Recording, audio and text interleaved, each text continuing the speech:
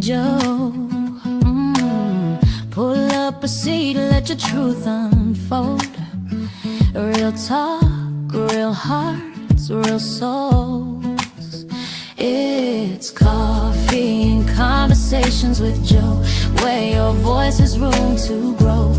No judgment, just love that flows. Coffee and conversation. Good morning, y'all. Welcome into Coffee and Conversation with your boy Joe Lockett. How y'all doing this morning? I got my coffee. You got yours. We're live here to Fill the Coffee Parlor this morning. And you guys know that this past couple of months, right, especially this last month, we've had nothing but candidates on the show. From Republican to Democrat, men and women talking about their platform.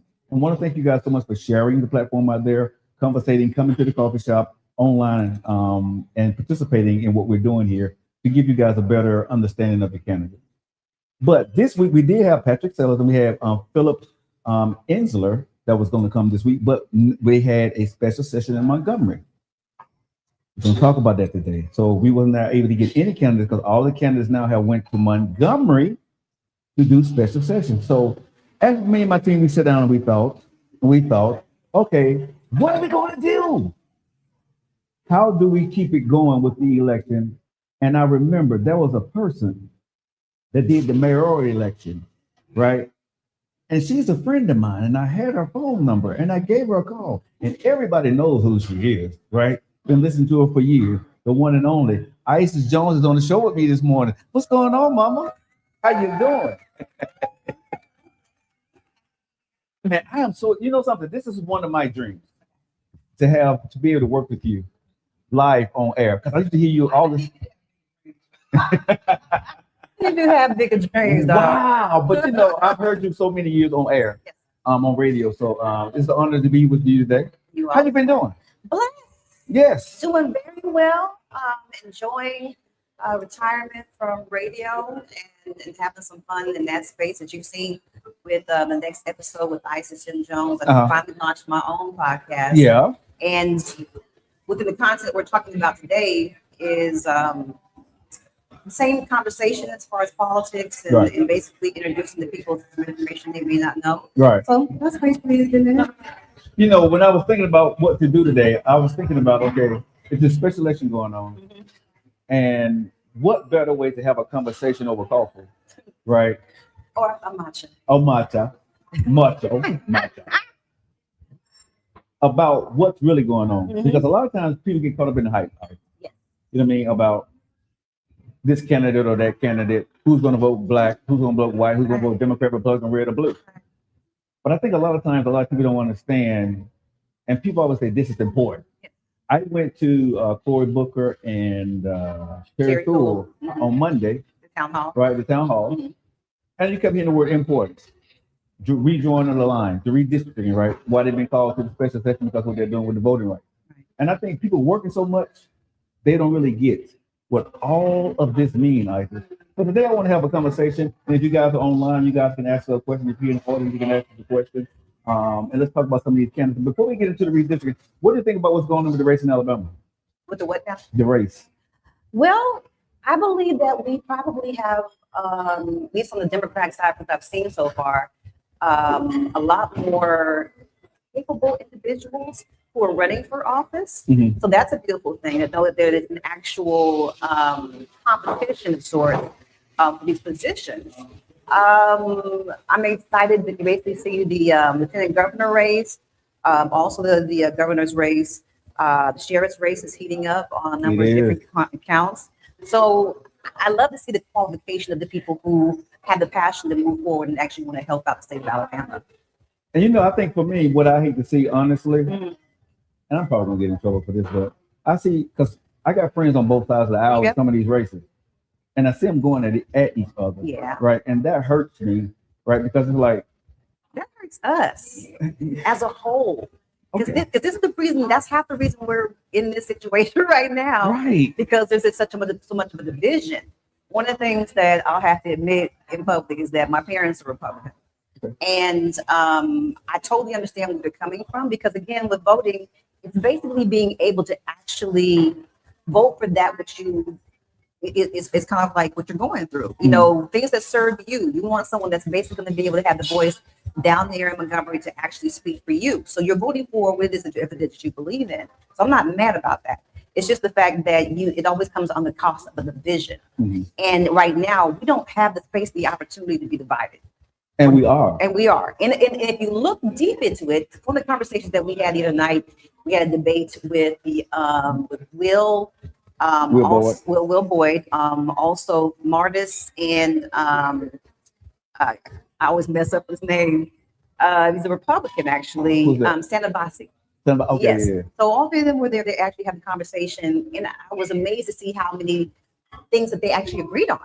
So I think that's where a lot of us kind of fall short, where we always want to take the point of, well, they're white man, well, they're black man, you know, and it's kind of like, okay, but do they have a good idea? Is it something that we can actually feel comfortable getting behind? I think should be more the question. But the division, yes, has been very, very unpalatable. And I want to ask the audience out there, if you guys are watching, what do you think about the races going on? Do you think it's fair? Do you think you have qualified candidates actually running for governor, for lieutenant governor, for state representatives? You got some senators out there running? No, state representative is heating up as well, different parts, yes. Yeah. I'm not going to get into some of the minutiae that we're hearing out there, but I want to go here. So at the top of the ticket, let's go there. Okay. The governor. Okay. How are you feeling about that? You got Tuberville that we pretty much know that's going to be the Republican nominee. And that is where I have to say, hey, instead of all this infighting, what is the best candidate to basically go against that? That's kind of where I'm at. I love Doug's answers. I love Will's answers. I appreciate Martin's and even Santabasi. You know, I thoroughly understand where each individual is basically coming from. But can you beat that monkey? You know, in the sense of Tommy's coming with the whole Republican Party behind him, whether they agree with him or not. Or not. Okay, and that's something that we don't necessarily have in the Democratic Party that I see all the time. It's just a united front. So at some point in time, after this primary or before, well, probably after the primary, because again, everybody's still kind of figuring out what their position is. And everybody still think they can win. Yeah. Well, a few people think some people are delusional. Yeah. But a few people still think they can win. Yeah. Because I mean, outstanding right now, you got Doug and Will. Yeah. Okay, and that's the honest God truth. That's the honest God truth. Yes. But one of the things that I noticed during the mayoral election that we had, and everybody was kind of like, oh, this person, they can do this, we gonna get to change the world. But as soon as I saw Randall's donation numbers, I was like, oh, I said, okay. Because again, that stands to support. Yeah. And who's actually going to put the money behind that person who's running. Yeah. And unfortunately, we do need that moving forward. Let me ask you this question here. Do you believe right now, for what you're saying, between Doug and Will, which one do you think is going to take the primary? It's up for grabs. Personally, I really do believe it is up for grabs. I have had the opportunity to listen to both men to a certain degree. I'm still listening, if I'm being perfectly honest about it.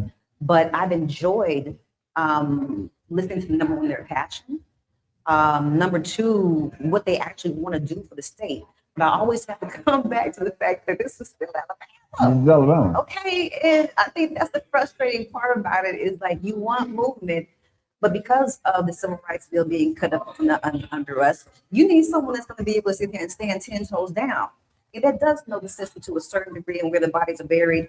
So I feel a little more confident. But on the same note, I'm also realistic in the sense of going, okay, where can we, is Alabama ready for a black man for governor? You know, unless you get everybody and your cousin and your mama out here to vote, realistically, is that possible? And unfortunately, half of y'all don't want to vote. So, I mean, we even in the primary, this is a very small race in some people's minds as opposed to the one we have in November. And so when you don't have turnouts, which is more what I'm concerned about, is that people just not being able to exercise their right because that's the one thing they're trying to take away from you. And you won't even exercise that. I can't even get into the candidates because there's still something that's not being addressed there that you don't even feel like it's important to be able to actually exercise your right to vote. So with the governor situation, yeah, I'm still kind of leaning because I'm thinking of how far and how hard we were able to fight this fight and with what we're able to do. If you already know people from across the aisle, I feel more confident about that as opposed to just sending somebody in there blind. Not saying that Will doesn't have those relationships. I just don't know how far those relationships go. So it's just checks and balances I'm going through right now to what makes sense. And so let's talk about these lines that's being drawn and why the special election is actually being held this week. Special session. Ooh, boy, I call tell it. you what, if you can say nothing else about the Republican Party, they are on it right now. Whether they agree with each other, whether they don't agree with each other, they are making moves pretty quickly. Kate came out, yesterday, the day before, the second day of the special session, and people actually having to come back to Montgomery to make those votes. I appreciate everyone who went down there on Monday. I know there's something else going on today. Every day up until this point, especially after the rollout of Scholar's decision, you have been seeing people kind of position themselves. So I'm seeing a little bit more of an organization going on in the sense of the message. But it's special sessions right now, I think Representative, I can't remember his name at this moment, he just kind of called some people out, especially the Republican side. These were the same lines that you voted against before, but now that you agree with them. So what basically has changed in that equation?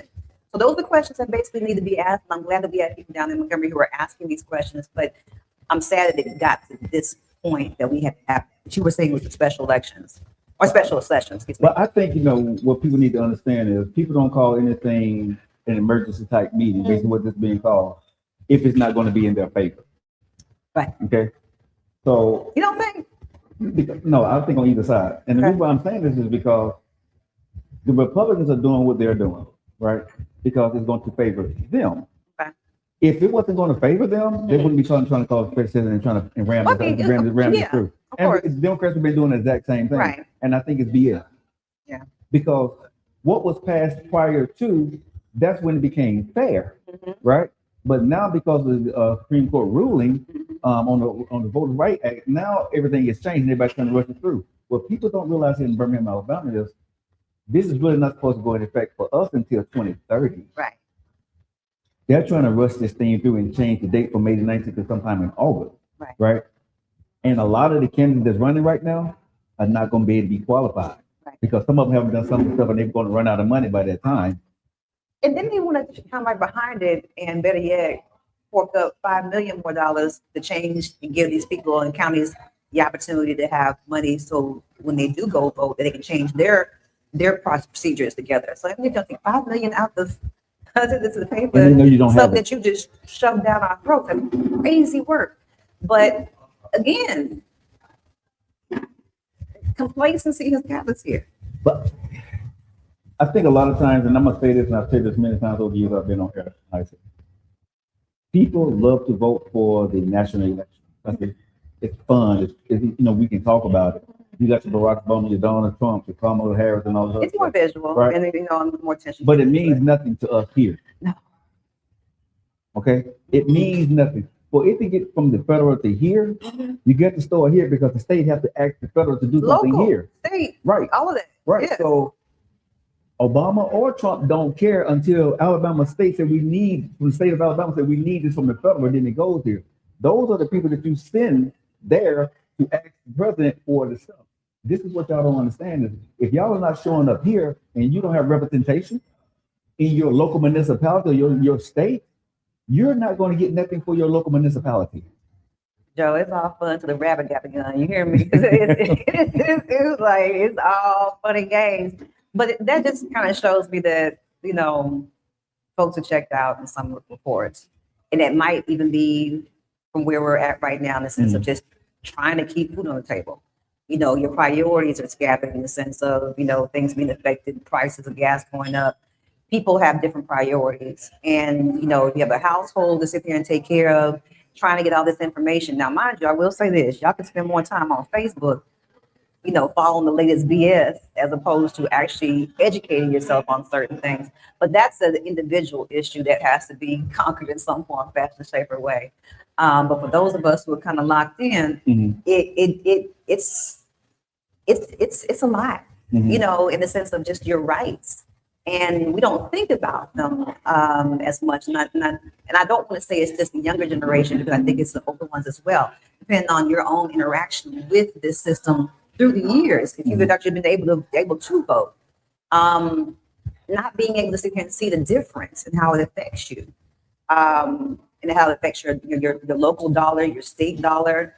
I think if people were kind of forced to a certain degree to have to watch this stuff, they would probably have a better understanding. And I don't want to make it fun, because I remember back in the days when we used to have the council meetings when Larry was in office, and I'm telling you, it was popcorn worthy. It really was. Yeah, fireworks. But on the same note, you basically saw everything. You saw how the cheese was processed. Mhm. I just don't think we have that now. Yeah. Even with council, it shouldn't have to be entertaining for people that want to get involved, and better yet, have a voice in the system. Yeah. So the one thing I'm always going to come back to is just kind of like, do you know where you're registered to vote? Hey, are you asking your friends? You nosy about everything else that got going on in life? How about this part of it? Ask them where do they know that, because my voting position has changed. In the last 4 years. It's moved Really? around from 3 different places. Oh, wow. And now if I don't go look for it, I'm gonna show up at the same place that I did last And year you're not going to know. and not gonna be able to vote. Right. But I'll have to go all the way across town and waste another hour just to do that. So please be proactive to make sure that you are actually registered to vote. And then on top of that, knowing exactly where you're supposed to go, sharing that information with your friends and not being scared about it. Yeah. But with what we're going through right now, you see the opposition. And I would love to burst into a whole white-black thing, but I think we say it in the Bible, Joe, we're fighting against bigger things than flesh and blood. Yeah. And if you want to just compartmentalize it and put it into a black and white situation, you're shortchanging yourself. Yeah. You're shortchanging everybody else too with their mindset. So the division has to stop on some court, but people are so invested in their own position, it's hard to get them off of that. I think a lot of times right now it has come between red and blue.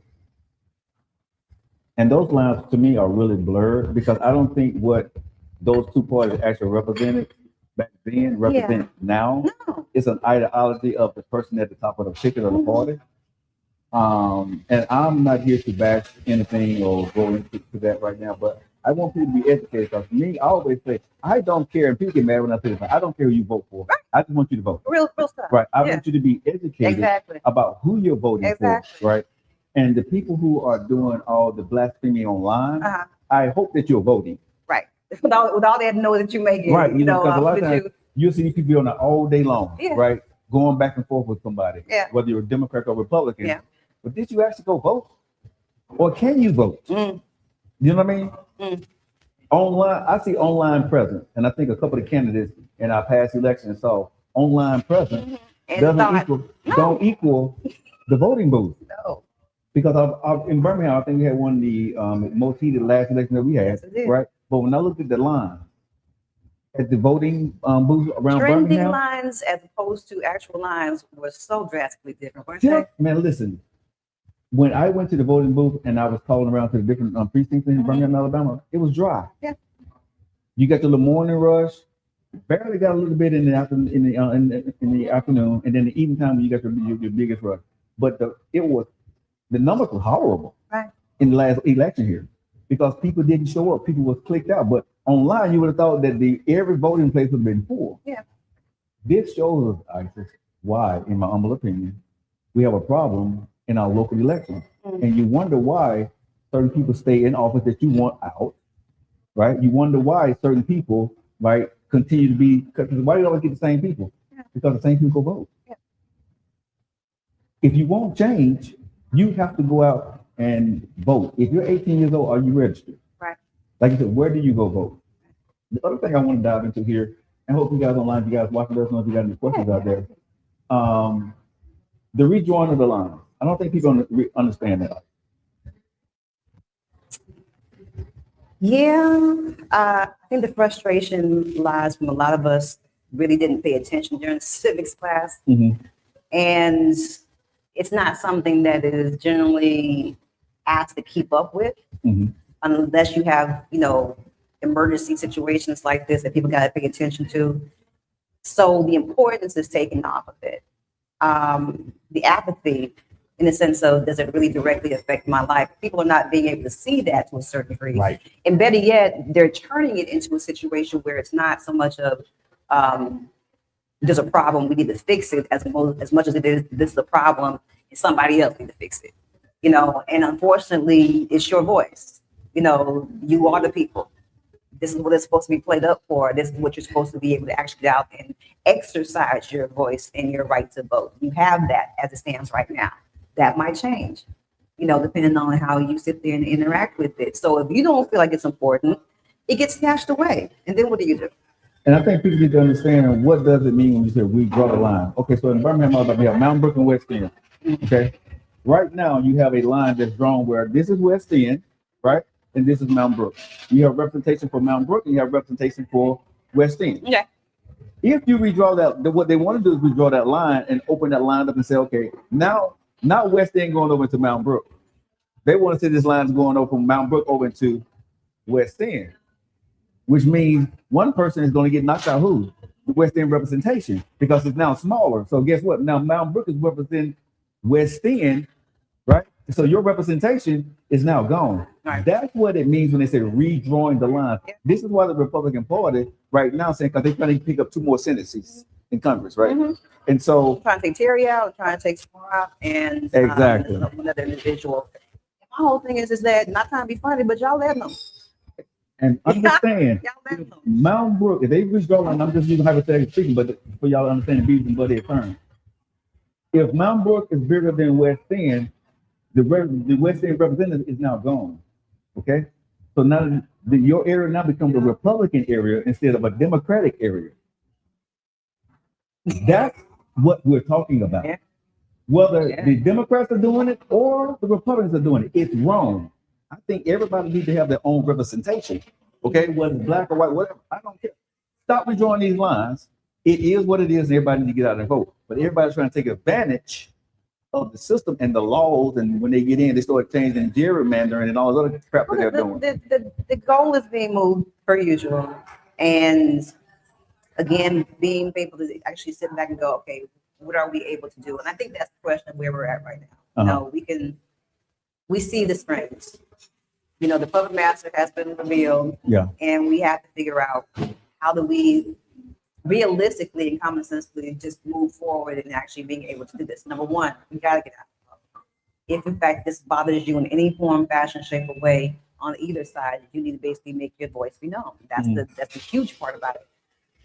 Sharing the information, educating ourselves, and I think that's primarily again why we're here today, having this conversation. And one of the reasons why, like again, even with me, I want to introduce you to people, because the more you know, the more you know, in the sense of being able to actually make educated decisions on how you're basically going to vote, who you're going to support.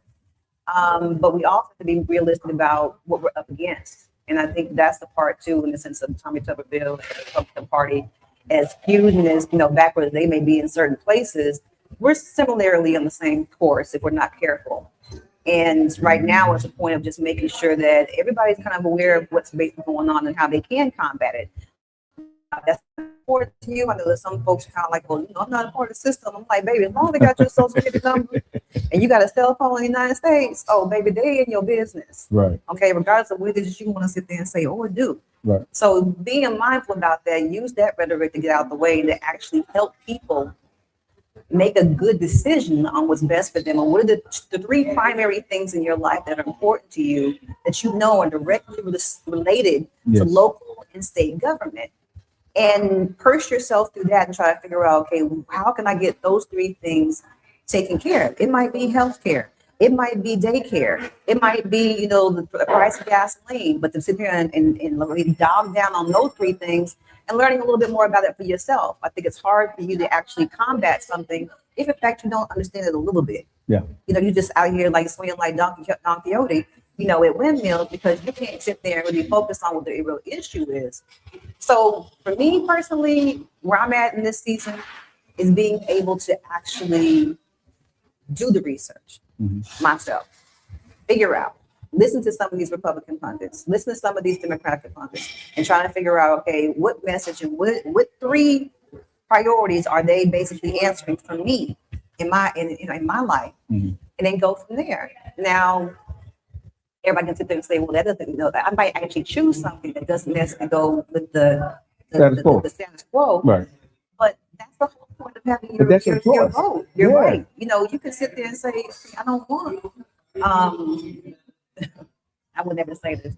Don't say it then. Fair housing. You know, it's kind of like, but you can have those conversations now because you know you've educated yourself on it. I just hate when people get out here and just start spouting off information that's kind of like, well, so-and-so said so-and-so. I'm kind of like, well, what part of the conversation was that? And better yet, did you know, if you got a problem with that, you can go to this person. You do know that, right? Exactly. Or better yet, to any constituents they basically have and ask the question and try to get a basic answer. But if you feel like you're powerless, and I think that's where a lot of us kind of are right now, where it's kind of like nothing I do doesn't really make a difference. And even if I did vote, you know, they're still gonna want to do what they want to do because they're the powers that be. That's the point.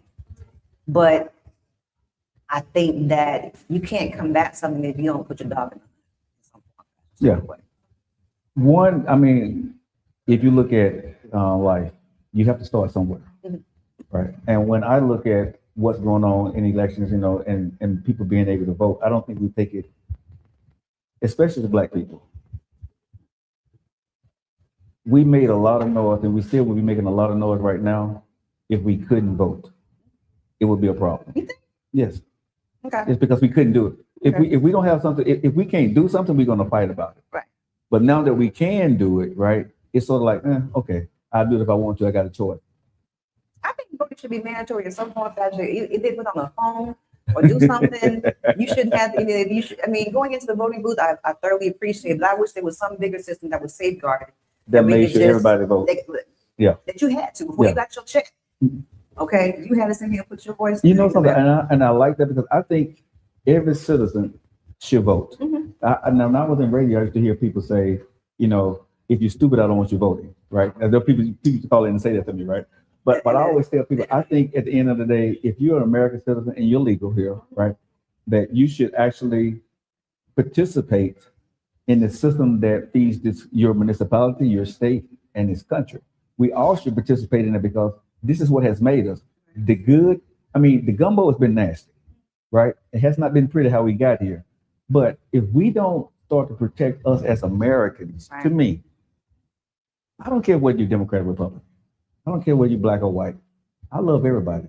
Let me tell you why. I fought for this country. And when I got that gun in my hand and I'm going over there fighting for this country, I don't give a damn if you're Black or white, you're Republican or you're a Democrat. I'm fighting for this country to save you and your family so that mess don't come over here. Right.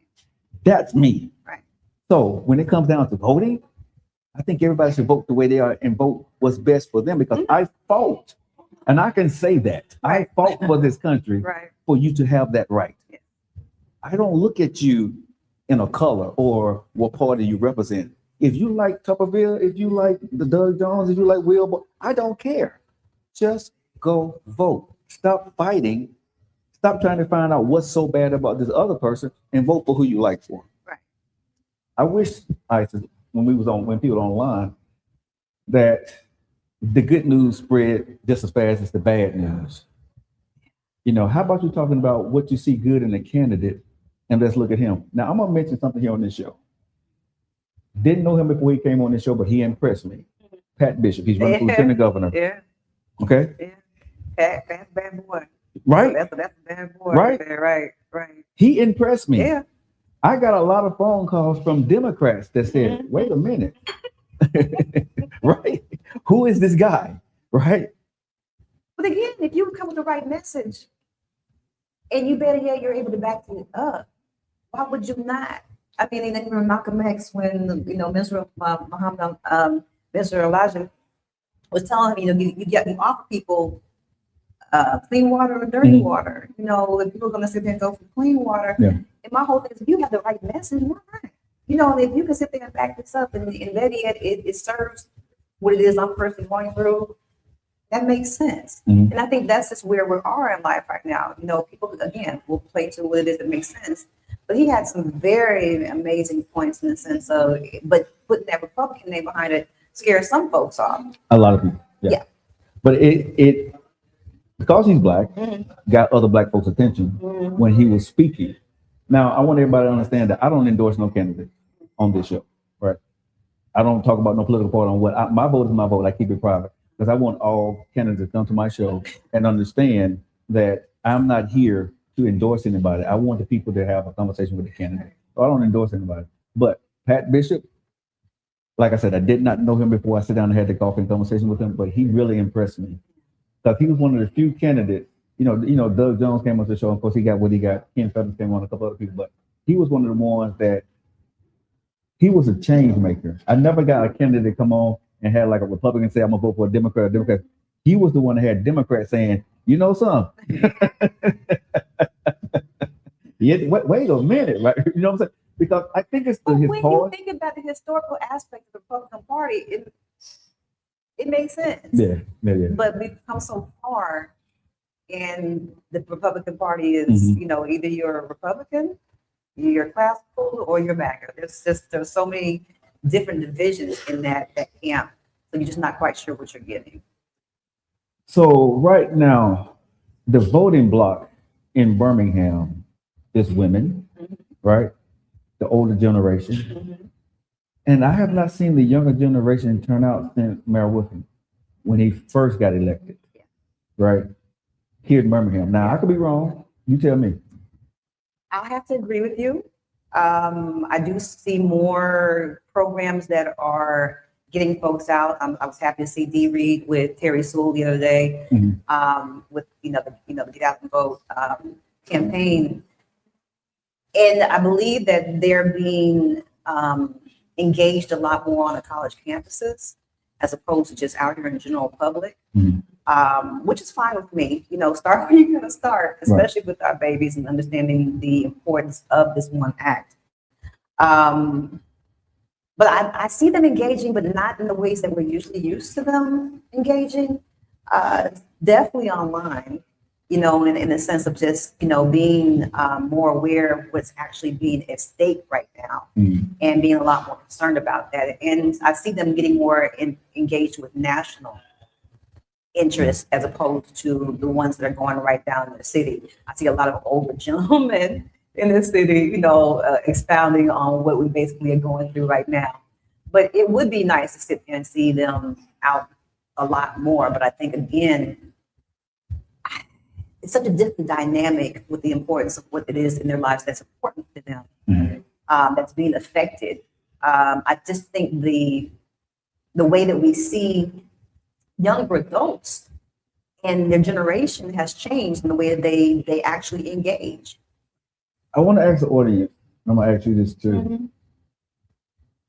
Where did we lose ourselves and forget what was done for us? What generation was it? The 70s, the 80s, the 90s?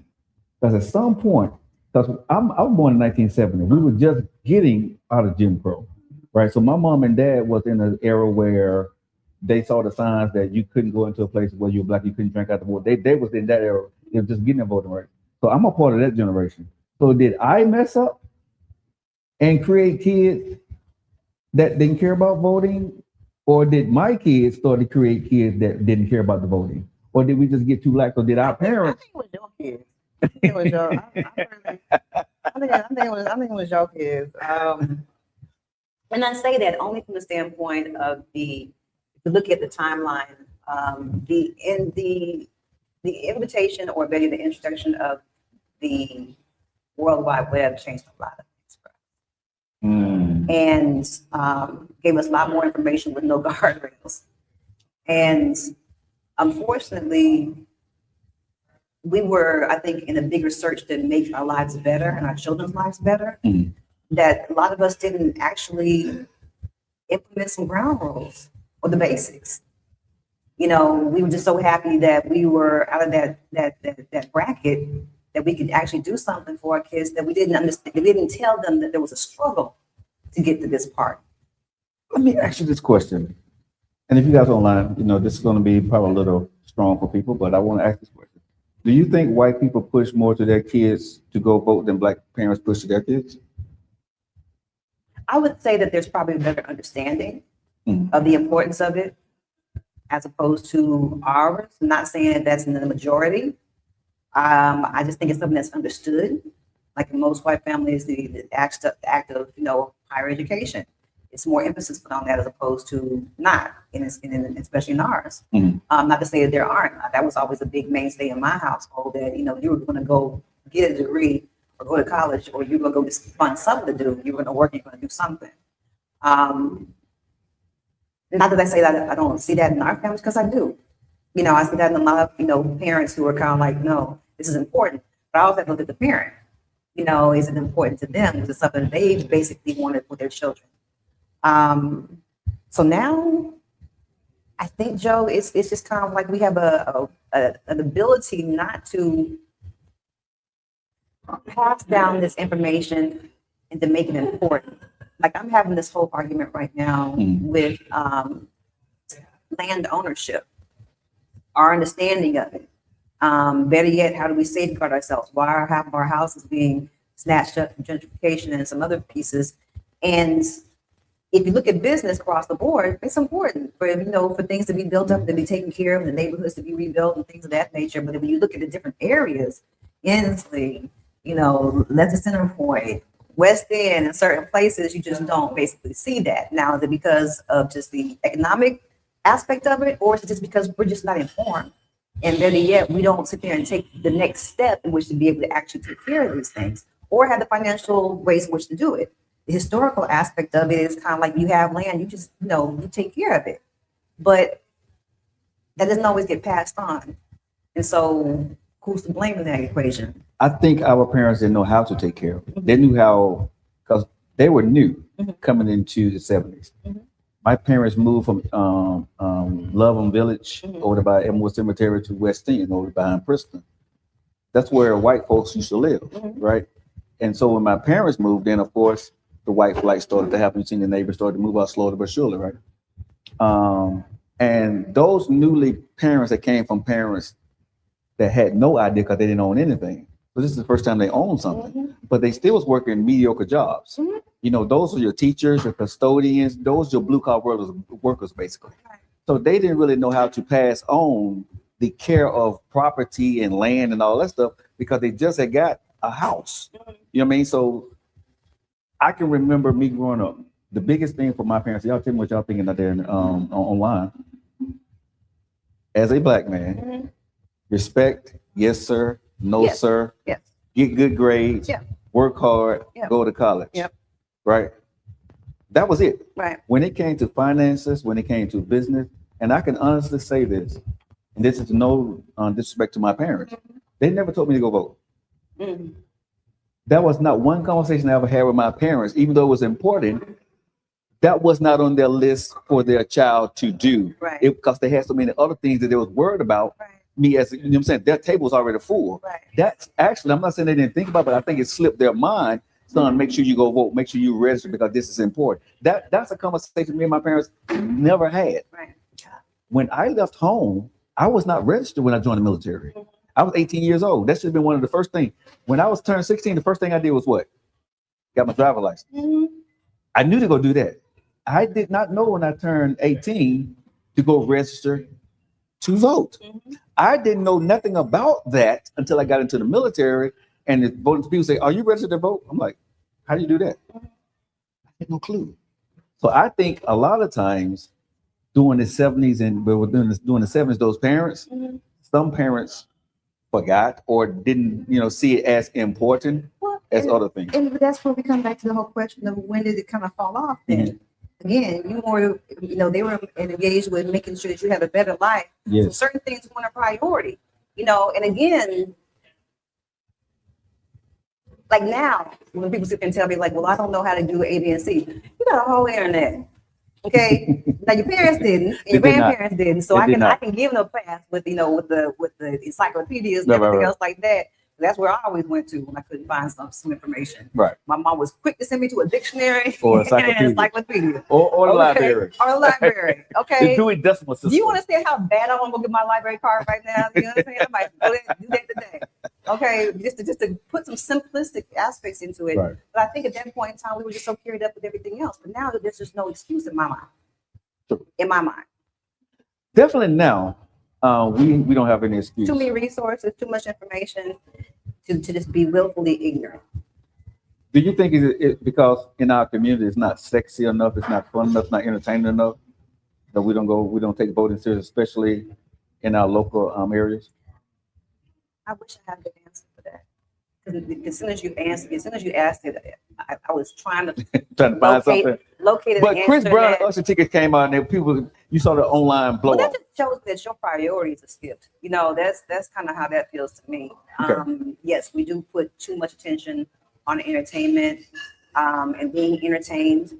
But that's just I think an underground effect of us not really being able to actually focus our attention long enough on anything. I just had an idea. What if Usher and Chris Brown said every concert we do before when you come in, they gotta get out to register to vote, like they used to, I think, to get out and rock the vote. Make sure that all the young people are registered to vote that come to their concerts. You should call them. I'm sending it out to them. I think You should call them. I mean, I would hope that there'll be something, but voting and money don't necessarily it's sexy. Yeah, always go together. it doesn't. You But I know, think we have to take responsibility. especially when they feel like that might take away from them gaining that dollar. You see how quickly that TLC Salt and Pepper tour got snatched because Chili wanted to tell everybody that she believed in something else. You see how much. But I think we misunderstood Chili. I think I give Chili a break on that. I mean, I'm cool with Chili. Yeah. I mean, it is what it is. You can do what you want, but just know that there are 92% of us out here who could give 2 cents less than good God bless, and will shut your behind down. There's still that type of climate out here as well. We would be remiss if we didn't. We talked a lot about local elections, how important it is to actually vote and all that good stuff. Hope you guys got it. Got any questions? Hit us up online. We'll talk about it. But I want to go here national. It's gonna be fun. Okay, so after Trump leaves office in the next 3 years, and let's go with the Democratic Party first. What do you think is going to go? Who's going to run for office? Who do you think is going to run for president? I don't know. We've heard a lot of rumblings. I'm interested to see exactly what Gavin has to offer. There are rumblings about Kamala trying again for another term or for another spin. There's some other pieces in there. I think Corey, people are trying to throw everybody in there right now. But who do you think that actually really got the gravitas to actually, run for president? At current standing, in the sense of just moxie and information and financial backing, it's going to be Gavin. Gavin has already set the bar really high in the sense that even how he's controlling Trump, because in the Democratic Party, the frustration I've felt over the last couple of months is that there's not a big enough dog in the fight, in the sense of just, you let them bat you around, but you won't kind of like punch back. And Gavin's been pretty much giving as well as he gets. And now there's some other things I got to kind of have to study and learn about him. Hell yeah. Yeah. But I mean, it's like with every other candidate. It's kind of like, if I want somebody's going to fight, did you pinch the bitch? I mean, fight back, do something. But I need to know that you have that dog in you a little bit. And so that's part of what I'm looking for. I need to know that you're able to stand 10 toes down and fight. This man met our president on the tarmac and win at him. Yeah. So I can dig back. Yeah. Okay. Yeah. So as it stands right now, I still got to dig into his policies, but that's research that I have to do.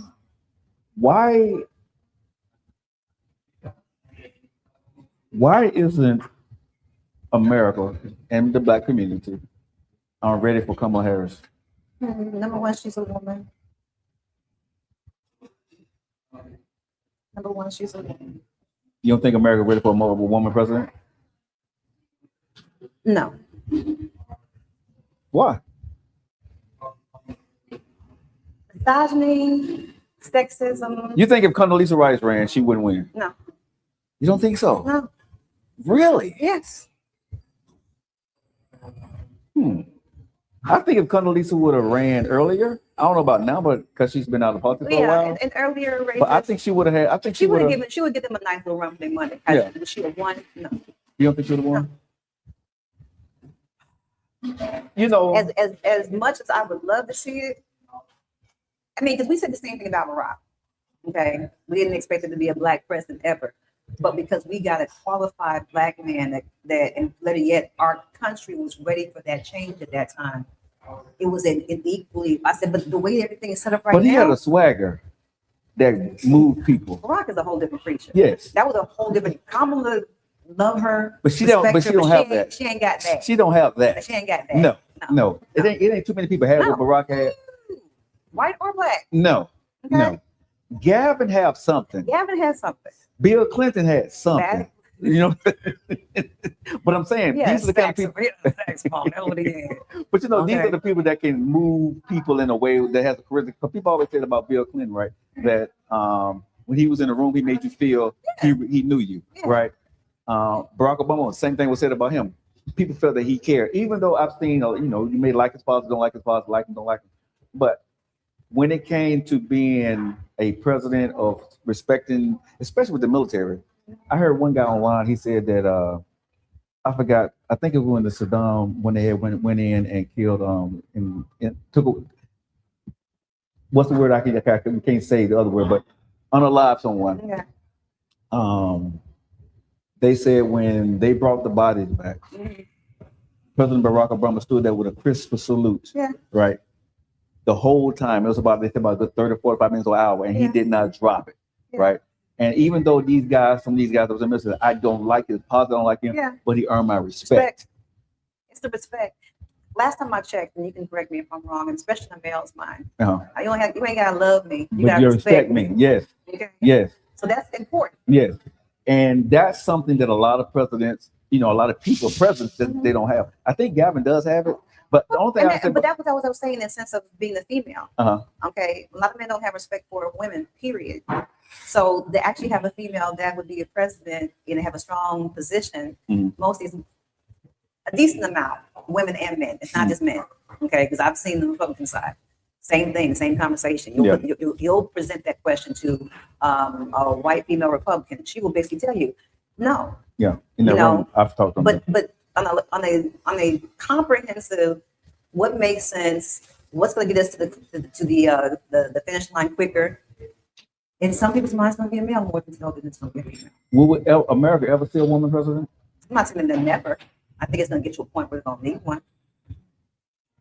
But are we quite there yet? Do you see any woman that you would like to see become president? Would you have trust? Do you want a woman to run this country? You're a woman. If she were qualified and I'm not even going to say that. I would love to be able to see a woman run and win the highest position in the United States. I really would. I think that there would be some beautiful changes. But at this moment, I'm not completely, I'm borderline comfortable with the men that are running. Okay, so finding a woman that's going to sit here and be, that's going to check all my boxes is going to be interesting. And I believe she's out there. I just haven't seen her yet. I'm gonna say this for women because I'm a big advocate for women. I think it's time. And I voted for Kamala. Okay, so go ahead. Yeah, but I'm a big fan of women, right? And I advocate for them. And I think this time because we've seen what we've seen with the men, right? So if a woman is elected, it ain't gonna get too much worse than what we've seen right now, in my humble opinion. So that's why I think right now, a woman, we got to give a woman a shot, right, to see what she can do, right? Because I do believe in a room with the right woman can get things done that a man can't. And I'm hoping within the next 3 years we're able to present something that works for a majority of us as opposed to not working. Now, what that looks like, I'm going to ask you the same question. Is there a female that you see coming up in the ranks that you can see? I've named one person that I think that, and now I'm going to tell you who I think would have been as far as, I don't like her policies. I don't care for her much myself as a person, but to do the job, Hillary Clinton could have done the job. Who? Hillary Clinton. She could do the job. She could do the job. Yeah. She could have done the job. Now, do I care for her a lot? No. Yeah. No. And that was the thing. Can she get in there and? Hell yeah. Hillary can box with the best. Yes. And she showed that, especially during her bill being called in to talk about the Epstein files. That was crazy. But the fact that these things are being allowed, especially in the judicial system, is just wild to me. But yes, and I want to see even on the Republican side, I want to see at least a woman vice president. We've never seen that. I think women, and shout out to Joe. Women that they got lined up right now. These women are not politicians. No. ISIS. Okay, the women that we have right now, let's just keep it honest. Whatever side you're on, y'all, but right now, the people that you see in politics, people that you see in the White House, these are not politicians. These are people that the president liked and he put them in office. For whatever his reasons are, that's what he's done. Right. But these are not politicians that we are used to being qualified to run some of these positions. Right. I'm not going to get into the minutiae of that, but that's just what that is. I know there are qualified women. I've interviewed some of them, and I know them on the Republican side that can actually do these jobs and can be a president or a vice president. True. And I like to see those women get more opportunities, whether it's on the Democratic side or the Republican side. See what they can do. Yeah. Because, and I'm going to, Joe Biden is not my best guy, but I got to give it to him, even though he may have did it under duress. Maybe he only did it because he needed to win, but he gave a woman a shot. I believe that. Right? He gave her a shot to become, and nothing happened. Right. We was okay. Right. The world did not end, right? And so for me, seeing Kamala become the vice president of the United States of America, I saw my mom. Representation is important, y'all. Right. I don't care what nobody says at the end of the day. Am I a fan of her? No. Am I the biggest fan of Kamala Harris? A lot of things? No. But you got to be able to fight 10 toes down when you get inside that room, though. And I think that's the only thing that you have coming off of what we're coming off of right now, especially in the next 3 years with Trump doing the damage that he's doing right now. You got a real cleanup job to do. And don't get me wrong, he might sit there and fumble far enough, hard enough that it's going to be an easy cleanup. But at this point in time, it's being able to sit here and support those who are moving forward. I would like to be able to see someone to get a clear path within the next 3 years and grow into that position. I mean, I still like Jasmine. I had an opportunity to listen and let me tell you how crazy this has been. I never in a million years that I would agree with Marjorie Taylor. But me and that have a lot here right now. And I can't, I'm mad because I'm like, I'm not supposed to be agreeing with Marjorie Taylor. Marjorie, listen, I love to get you on conversation. Okay. Yeah. She's calmed down so much. But it's like, once you're off the Kool-Aid, but here's the thing about this. She and Tucker Carlson and what's her name? Megyn Kelly. Yeah. Because of what they've seen, right? They're flipping the script. But again, I don't want to make this about MAGA, Joe, public private. I don't care about that. I'm not getting into that. The thing, what I'm saying is when it comes to the political realm, we need somebody, in my humble opinion, that like a Donald Trump and a Barack Obama, we need somebody who's going to shake it up. And I think it needs to be younger. Yeah. I don't think we need to have any more old folks in there. Or because they're going to come with these old ideologies, they're going to try to, old relationships. You know what I'm saying? Exactly. They're going to try to pin each party against it and say he did this or she did this. I think we need somebody young, new ideas, right? That understands the concept of what the American people want in a party. Because you can run for a party, but once you become president of the United States, you become president of the people. Well, how did you feel about Mamdani, New York, mayor of New York? I'm not for sure about him yet. Okay. And the reason why I'm going to say this is because I don't know if he's pandering, right? Because I've seen him do the dance on TV, and I've seen him work with Trump, but I don't know if he is the truth yet about what he says he's going to go do for New York. So I need a little bit more time on him, a little bit. I like the way he handled his situation so far. He has won, but is he going to be able to move New York forward, play the political game, and hold his own? Energy, the mindset you're looking at, as opposed to just the America needs to look different. Of it, but the energy and the mindset moving forward. America needs to look like plans. America. Yes.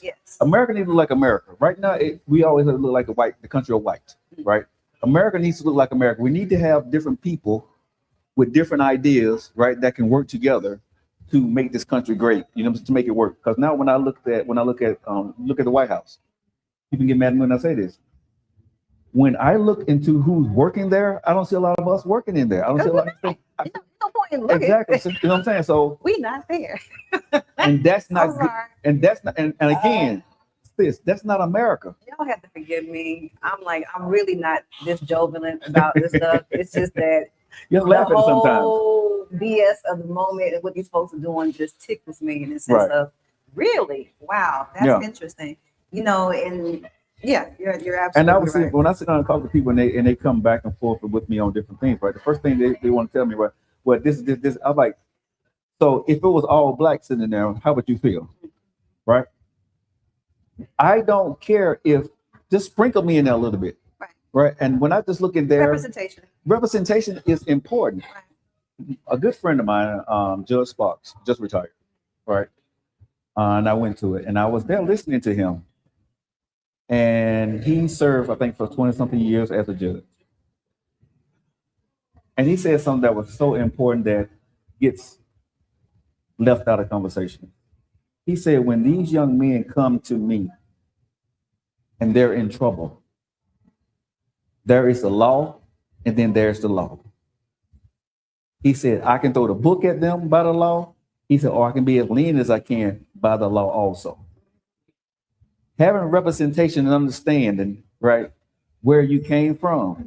For somebody, if somebody there who don't care about you and look at you a certain way, they're going to give you probably the max.